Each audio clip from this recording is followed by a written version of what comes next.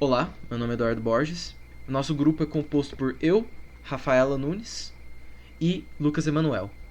E nós vamos apresentar o nosso projeto de extensão 2, o site Bom de Prova, focado para estudos no Enem. Inicialmente aqui, irei apresentar como nós organizamos as atividades do nosso projeto. Aqui nós temos um drive compartilhado com as seguintes pastas: documentação, design, desenvolvimento, pesquisa de conteúdo, apresentação e obsoleto. Na parte das pesquisas, temos aqui a dos temas do Enem, que aqui fica separado o banco de questões que será utilizado pelo aluno quando ele for realizar o simulado em nosso site. Inicialmente, estamos pegando questões de Enems anteriores, dos anos mais recentes, mas a ideia é que no futuro também seja pega, perguntas de outros vestibulares também para solidificar o conhecimento do aluno. E aqui temos o Trello para acompanhar a atividade de cada um, as atividades aqui que precisam ser feitas, as atividades em andamento, revisão das atividades e as atividades que já foram concluídas.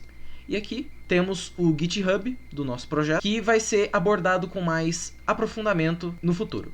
Olá, meu nome é Lucas e eu vou aqui explicar um pouco da estrutura do GitHub aqui do nosso projeto. A gente criou uma organização extensão IFTM que tem 2 repositórios. Primordialmente, a gente dividiu nossa aplicação em 2 fronts, digamos assim. A parte do front-end, então a parte do HTML, CSS, o JavaScript, a parte que o usuário irá ver, irá consumir.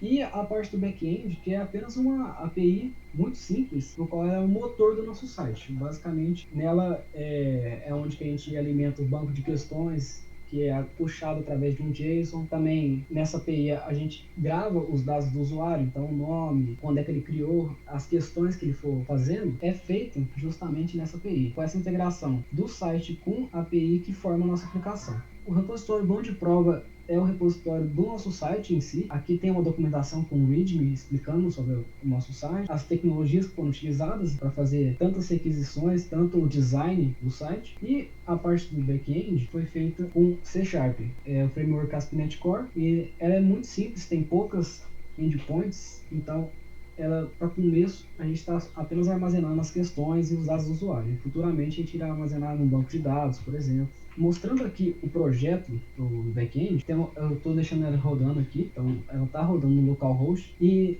tem a estrutura do back-end, mas o principal é esse arquivo aqui, que é questions.json, no qual tem todas as questões ditas anteriormente pelo Eduardo em formato JSON.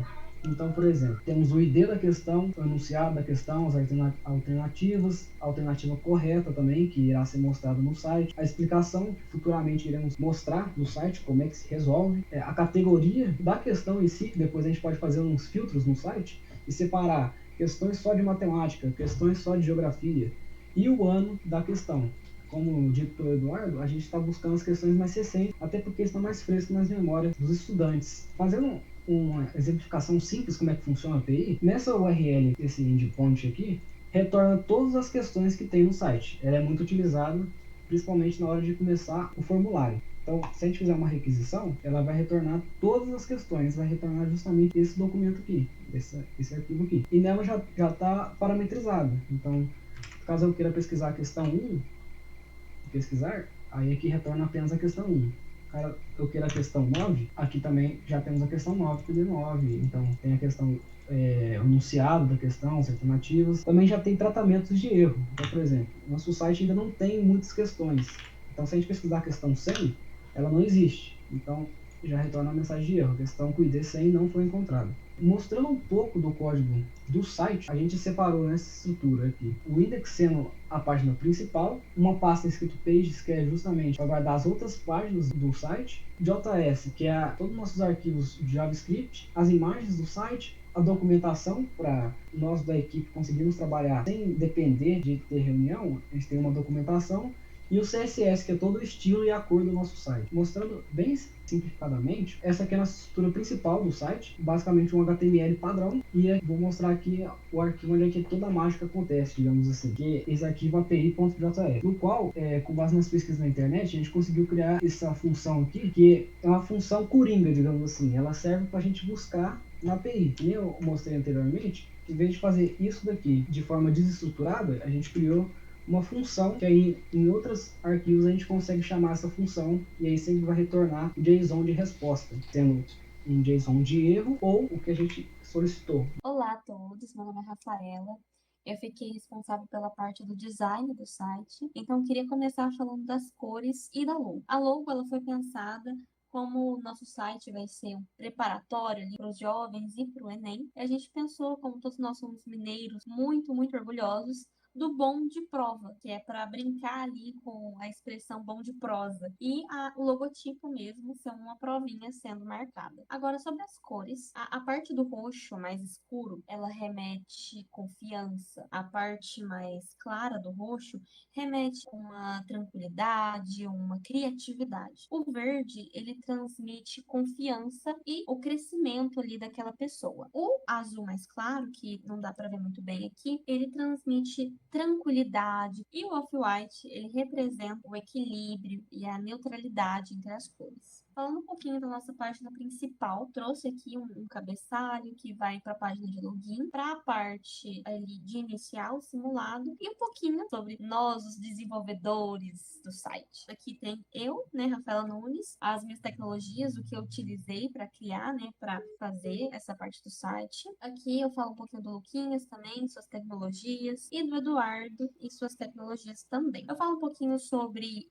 o que é, né, nosso site, para que serve esse projeto. Vamos demonstrar então aqui agora a questão das funcionalidades do site. Como explicado pela Rafaela, toda a nossa ambientação do site foi feita para os jovens. Então, a gente fez uma espécie de gamificação dessa plataforma. Se a gente tentar iniciar o simulado sem login, tentamos iniciar o formulário e aqui aparece usuário não autenticado, ou seja, ele ainda não fez login na nossa plataforma e a gente é redirecionado para a tela de login. Então vamos fazer o nosso login. Por enquanto é muito simples, a gente fez apenas para gravar o nome e o e-mail do usuário e entrar. Login realizado com sucesso. O usuário é redirecionado justamente para as questões. Essas questões são vindas lá da API. Então, quando a gente entra nessa página, é quando acontece uma solicitação no qual vem todas as questões do nosso mini sistema de banco de dados, digamos assim. Aqui temos a primeira questão. Então, a questão do funcionamento é a seguinte: o usuário vai ter as 5 opções, que nem a do Enem, e ele vai marcar uma das 5. Vai marcar, por exemplo, a letra C, a alternativa 3. Se ele tentar ir para a próxima, ele não consegue. Por quê? Ele não verificou. Se ele verificar, ele vai ver que ele errou a questão. No caso, eu errei essa questão. A alternativa certa era a letra A, né? A primeira alternativa. E nesse momento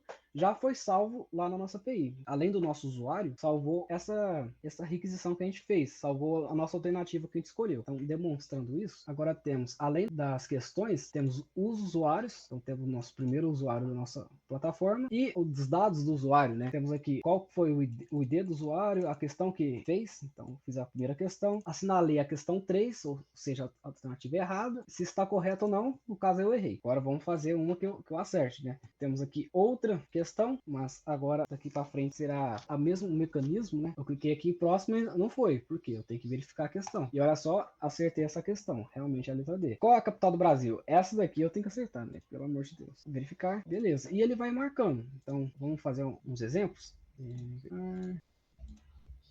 Ó, rapaz. Por enquanto, temos apenas 13 questões, no qual futuramente a gente irá alimentar, né, mais o nosso banco de questões.